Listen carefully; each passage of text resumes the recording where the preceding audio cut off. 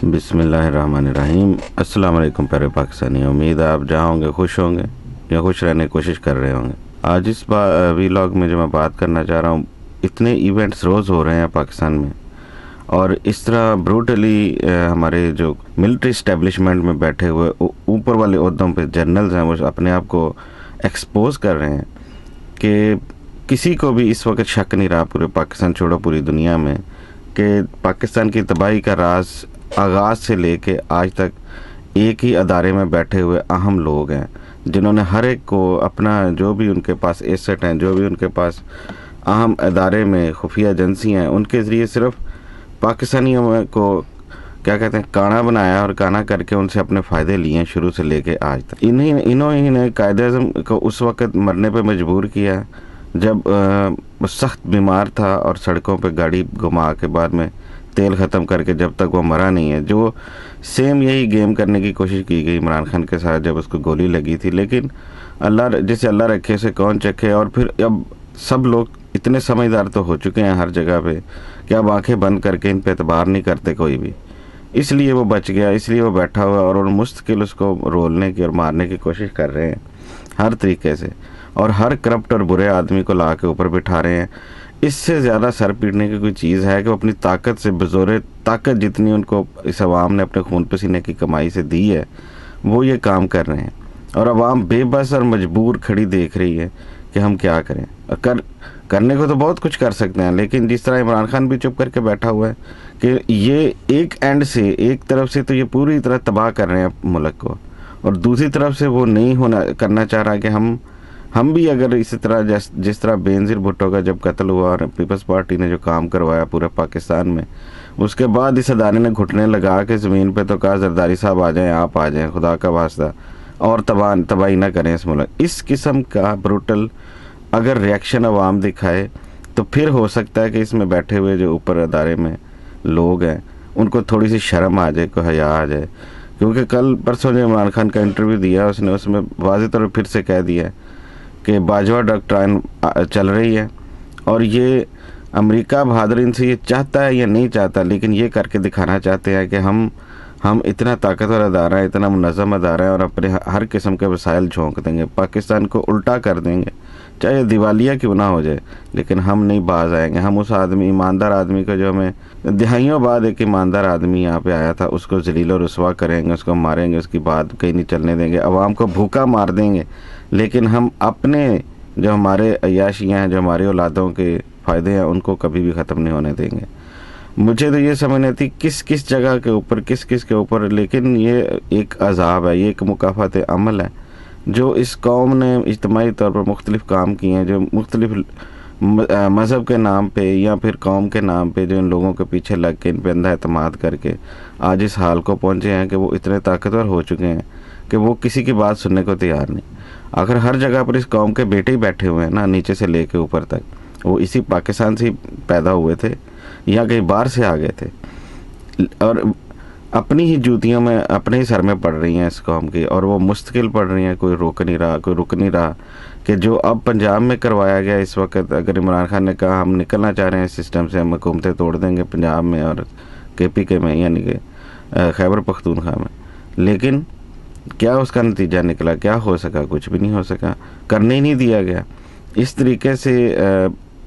आइन की धज्जियाँ उड़ा के जो गवर्नर पंजाब है उससे गलत किस्म का आर्डर निकलवाया गया। सिर्फ मकसद यही था इसको टालना, इसको रोकना। वो कोर्ट में गया और कोर्ट भी, अदालतों में भी मिस्टर एक्स ने अपने असर रसूख इस्तेमाल करके ये उनसे उनको मजबूर किया, या वो तो खैर वैसे ही साथ मिले हुए काने या सब की वीडियोज़ हैं इनके पास, वीडियोज़ नहीं तो ऑडियोज़ हैं इनके पास, तो उनको जो हमारे सामने जी एफिडेविट दें, हमारे सामने अदालत में एक लेटर दें कि आप हुकूमतें नहीं तोड़ेंगे, है कोई बात करने वाली। एक बंदे, एक उसका आईनी हक है, वो भी छीन लिया अदालत ने ताकत से। मिस्टर एक्स यानी कि आर्मी के जनरल जो है वो नहीं चाहते। क्यों? मुझे तो ये नहीं समझ आती वो ये चाहते क्यों नहीं है कि हुकूमत तोड़ के नए इलेक्शन बना के मुल्क को खड़ा किया जाए।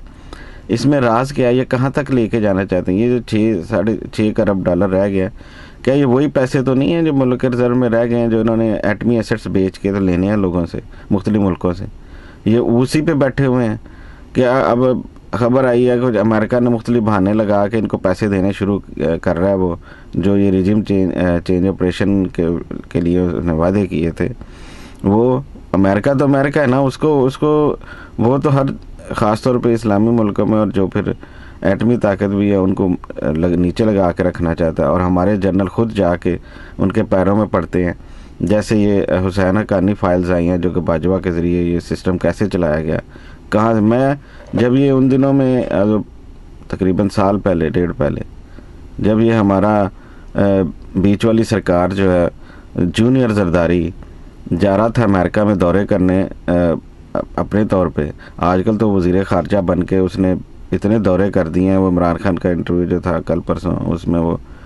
कह रहा था कि इतने तो मैंने 3.5 साल में नहीं किया, और जितना पैसा उसने लगा दिया, जिस तरह की ये सारे याशियाँ कर रहे हैं हर जगह के ऊपर।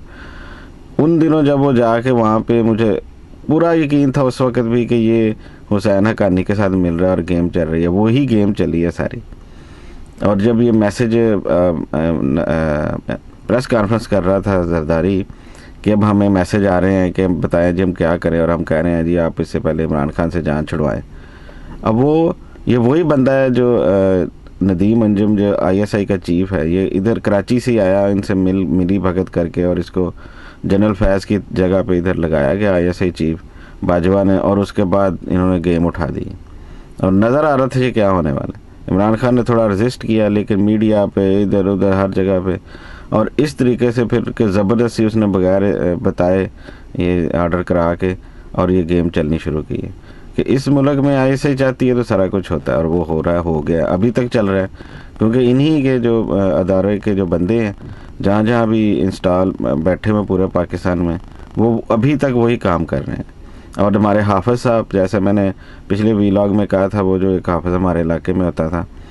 वो जो शोर करता बेचारा, दुआएं देता फिरता था शाम को लोगों से, अक्खां वाले, अक्खां बड़ी नेमत है। अब इसको अक्खें कौन दे, ये भी वही हाफिज़ आके बैठ गया यहाँ पे। और हाफिज़ और जो हाजी का खेल चलता है हमारे मौश सोसाइटी में, जिस तरह की इनकी हरकतें हैं सब हाजियों की, ये वो सेम हरकतें हाजी कर रहा है अब इस वक्त बैठा हुआ। जैसे उसी हाफिज़ के कटोरे में जो लोगों ने 4 पैसे फेंके, एक हाजी, एक बंदा आया, उसने आके उसके कटोरे में से, मस्जिद के बाहर बैठा बेचारा मांग रहा था, उसके कटोरे में जो है ना ऐसे कुछ फेंक के तो उसमें से हाथ मार के तो भागने लगा। वो कहता है हाजिया ना, मेरा जो मैं सारा दिन कीता वो भी ले चला। वो ये इस तरह का हाजी है, ये हरामी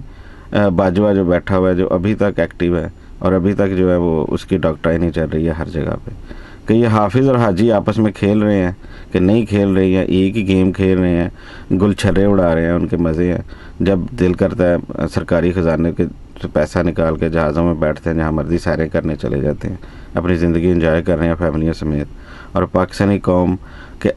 एंड रुलने का ज़माना शुरू हो चुका